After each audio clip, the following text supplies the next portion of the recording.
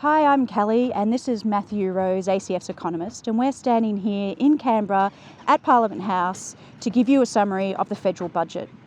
Look, it's sadly not a surprise that there's not much in this budget for nature and climate change, but what is surprising is the willful disregard this government has for the wellbeing of the Australian community who rely on a safe climate and a healthy environment for their life.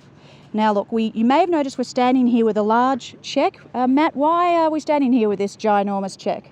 Well, the government's decided to give $13 billion to the miners and the big mining industry in this year's budget. And they've missed an opportunity to spend that money on something more productive for the environment and for Australia. So this cheque is actually made out to the mining companies of Australia, $13 billion and no cents. And our government has chosen to support the biggest polluters in this country over communities. So we're just going to send this cheque off now to the Australian mining and coal industry. The second choice the government had was to invest in repairing nature, the soil, the air and the water that we all need for life. Matt, what did they do instead? Well, instead of doing that, they've taken $12 million out of the land cap budget, which means over the last 2 years they've taken over half a billion. And they took $23 million off water buybacks. So that's the government buying back water for the environment in the Murray-Darling Basin. Yeah. And so that's all gone. Yeah. And they actually cut the water buybacks for the Murray on the very day that the Bureau of Meteorology said that we're about to go into an El Nino year. So it's going to get hotter and drier. We actually need to save the Murray before the next drought hits. So they're not doing very well. They actually, ironically, have also cut funding into their flagship environment program, the Green Army. So that does tell us a little bit about where this government is on nature.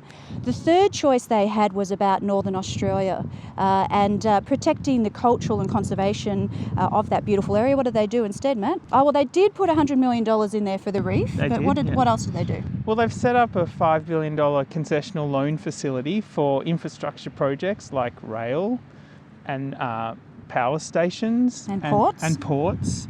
And, you know, companies like Adani, coincidentally, up in Queensland are looking for funding at the moment for infrastructure projects like their mine. So, you know, that's a bit of a concern as well, I'd say. So $100 million to protect the reef, $5 billion to potentially threaten the reef. We're very concerned about that. So, Matt, how would you rate this budget for the environment? 1 star, Kelly. I'd give it 1 star too.